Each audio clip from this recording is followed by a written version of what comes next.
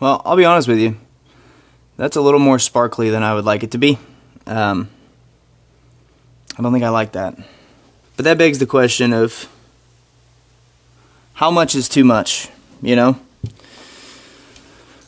My friends, welcome back to the channel. We are going to be doing a lot of work today on this Subaru, trying to get everything completely finished up. But first, we need to hop into the 6-liter, and we need to go run some errands. We need to go head to the world's greatest place, Harbor Freight.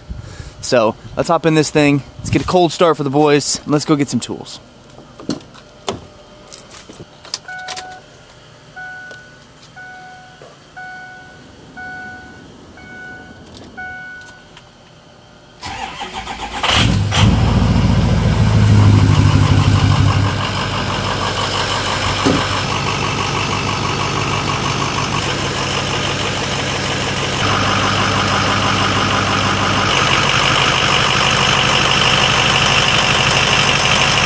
Dude, the amount of rust on this door is crazy. That's going to be a whole nother series of trying to fix this truck completely and making it worth something. Because as you can see, it is a nice truck. Like, it's very straight. There's not really any dents. There's not really any scratches. But that door rusted out really bad. So did that front bumper, and so did that rear bumper. So that's going to be a lot of painting, which I'm not the best at. So and that's going to be even harder because we're going to have to blend that door. And I don't know how to do that. We're going to learn how to do it so we can actually accomplish this mission. But first, let's head on to Harbor Freight so we can go grab some stuff for the Subaru. So that way we can finish one build at a time and actually just try to enjoy this car. I feel so bad for this truck sometimes, man. Like, it sits out here underneath this oak tree 24/7, 365. And if you watch back like 4 years ago or so, I introduced this truck to the channel and it was just in such mint condition. I let this thing kind of go, man, and I feel pretty bad about that because this truck is so nice. Especially like the interior alone is still just so clean, but you get me in here, that's where I lean my elbow, and now that's all messed up. It still needs a vacuum, but I mean the carpet is in perfect condition, the dash is in perfect condition. It only has 120,000 miles on the odometer. It has a sunroof. This thing is fully loaded, and it's just such a nice truck. It gets such a bad reputation from other people who don't know how to take care of these things. So we'll get it back up to par, we'll get it back up to its full glory, and we can continue to enjoy this truck because it hasn't let me down yet. Alright, so the main reason that we're going to Harbor Freight is off camera. I've been doing a little work on trying to make this paint just a little better, and in doing so, when I was wet sanding and polishing the car, it's just not turning out the way that I want it to. And come to find out, I ordered some sandpaper off of Amazon, and it just kind of sucks, man. I'm not gonna lie. It doesn't really do what it needs to do. It's just horrible quality sandpaper, and it's just leaving me with more scratches than my compound and everything can get out. So going to Harbor Freight because I did pick up a couple packs of their 2000 and 3000 grit, pretty much like their copy of the Trizac pad, and it works phenomenally. So it cuts so much easier, so much smoother. So we're gonna go. We have to go pick up a couple more grits to really dial in this paint. But today's video is not going to be about wet sanding, polishing, and doing all that stuff. So let's go pick up these grits and let's hop into what needs to be done to this Subaru today. Alright, let's go see what they have, because I made a wild mistake purchasing that off Amazon. So now I need to go fix all my mistakes and probably re-wet sand the entire car. So let's hope they have what we need. Looks like they have what we're looking for. So these are pretty nice because it's like a foam pad, and then the other ones are film discs. So it's a lot better quality than the other stuff that we have. So hopefully this will do what we need it to do. Alright, so we made it back to the house. We have all of our sandpaper here. Let me give you just a little sneak peek on next video.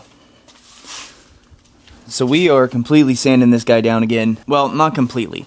We are pretty much just spot treating spots that this disgusting amount of sandpaper couldn't even do. That block of sandpaper goes from 1000 grit all the way up to 5000 grit, and it all just sucks. Like, it wasn't cutting anything, and when it was cutting, it was pigtailing, and it wouldn't even work wet. So that's in the past. That is behind us. We now have decent sandpaper, So we're going to get this thing back up to looking good.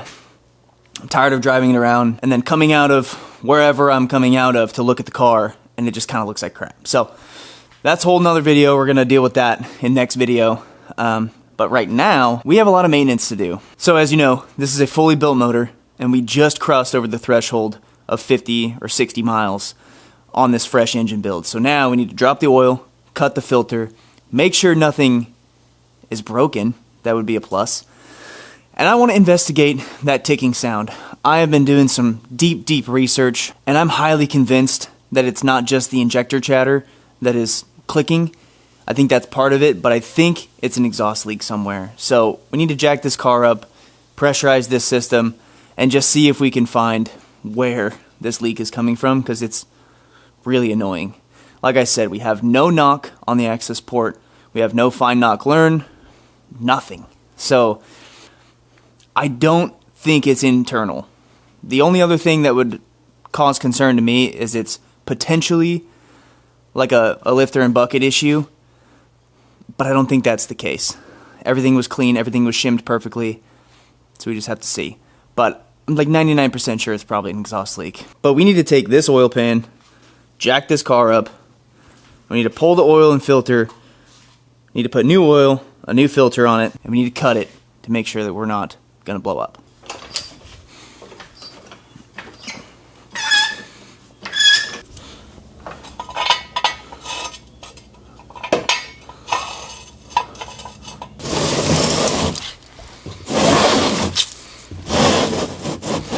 Let's see. If you know, you know. This is probably the second most nerve-wracking thing to do after a built motor. First most nerve-wracking thing is the first start. And this is a close second. Well, it doesn't look great, but it doesn't look horrible. So there's some metal, which is to be expected. So let's get this draining out.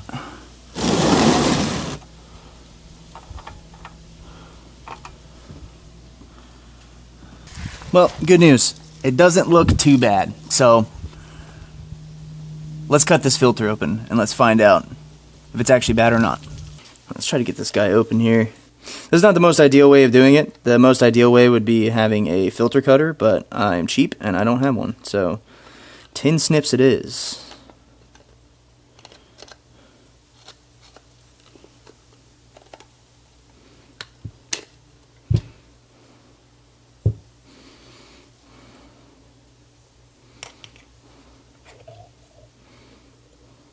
Well, I'll be honest with you. That's a little more sparkly than I would like it to be. I don't think I like that. We might have an issue, fellas. We might have an issue.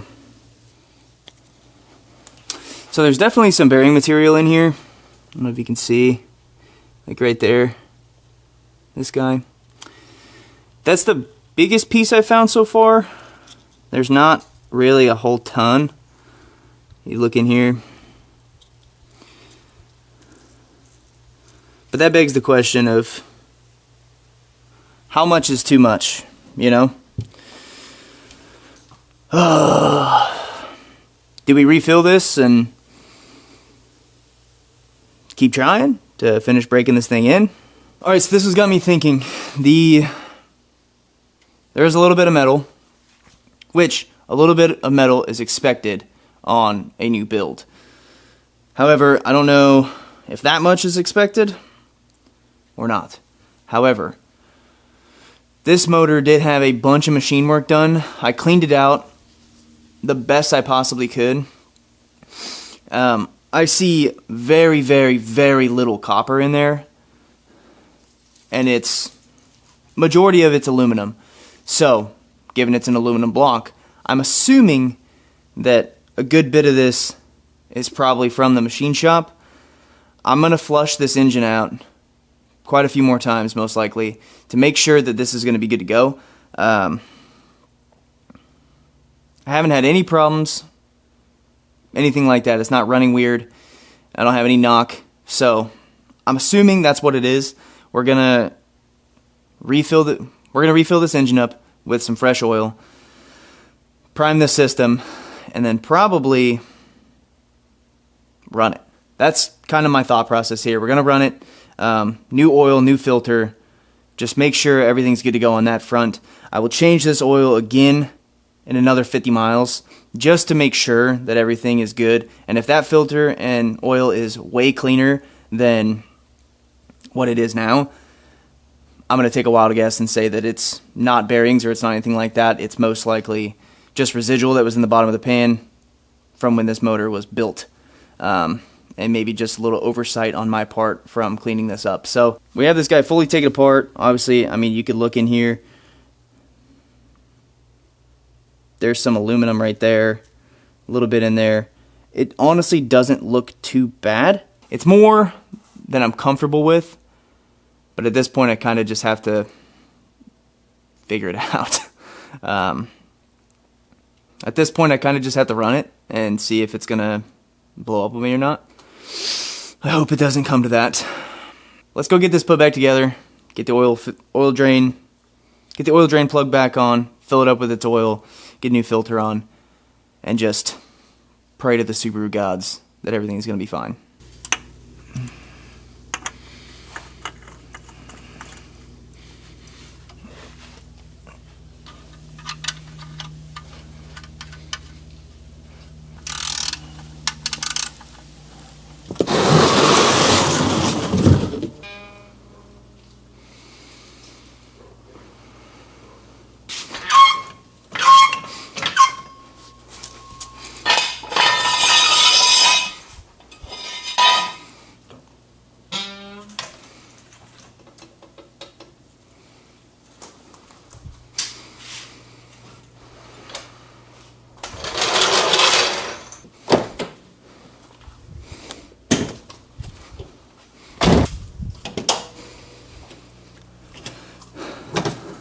You better not blow up.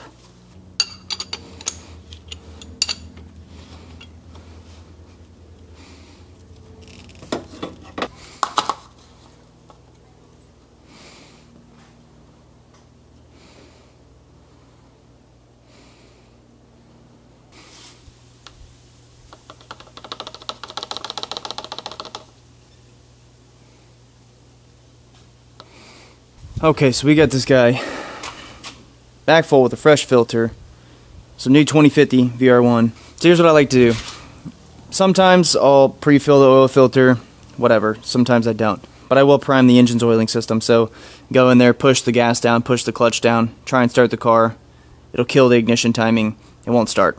So it'll just run the oil pump to get oil pressure up. We'll monitor on our gauge. And once we have oil pressure, that means that the filter is full of oil. So we should be good to go. So, in theory, we should be able to push this down, push the clutch down, push the gas all the way to the floor, turn it on, oil pressure gauge,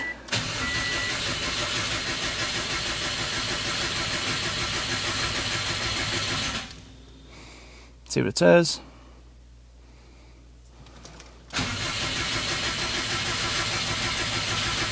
And realistically, that should be enough to prime the oiling system. So now let's go ahead and fire this thing up and hope and pray that everything's going to go good. I have a strong feeling that it'll be fine.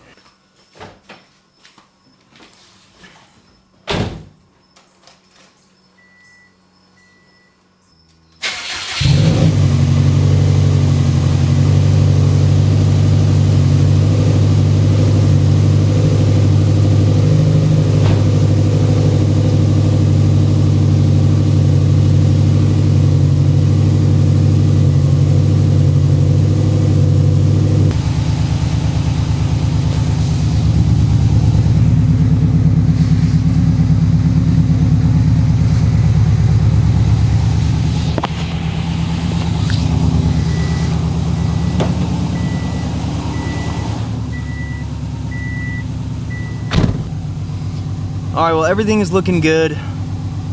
Everything is phenomenal on here. No lights on the dash other than the airbag lights. Still have to figure that out. Oil pressure's good. Nothing sounds like it's grinding, binding, bending, anything. So I think this fresh oil change is really gonna help it out.